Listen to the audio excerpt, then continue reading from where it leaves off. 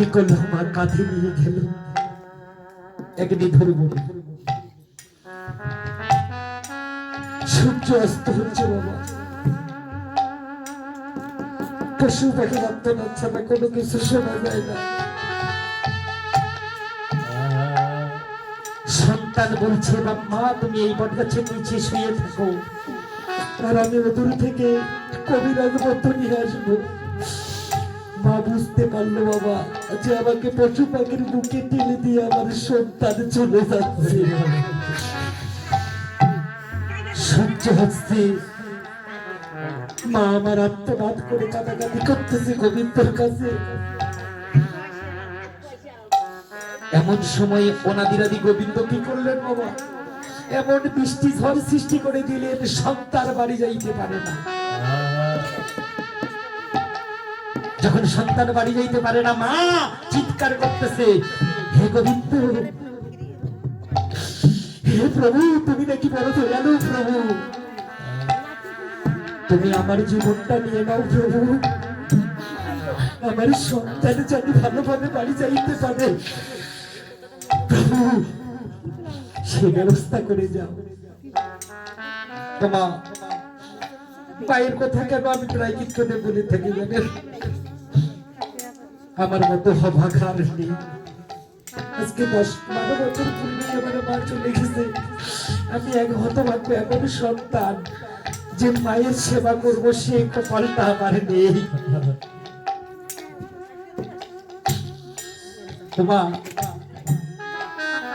কে বুঝতে পারে জানেন, এ জগতে যারা ব্যথা আছে, মাকে হারিয়েছে, সেই বুঝতে পারবে এই জগতে মা না থাকা যে কত বড় কষ্ট বাবা।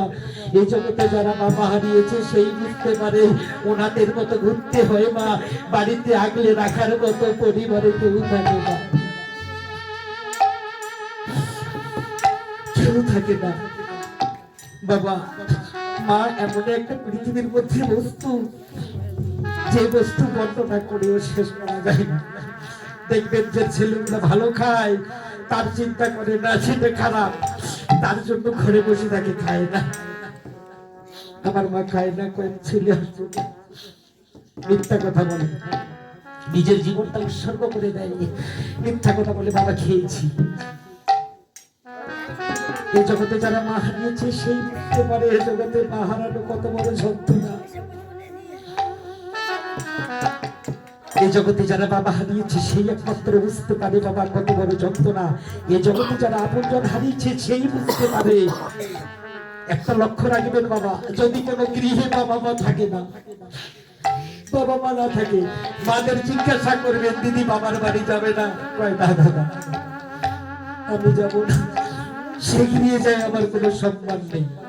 পরীক্ষা করে দেখবেন বাস্তব কথা, ভাইয়েরা বোনকে তেমন ভালোবাসার চেষ্টা করে না, কিন্তু বোনেরা মায়ের কাছাকাছি ভালোবাসা ভাইকে দিয়ে থাকে।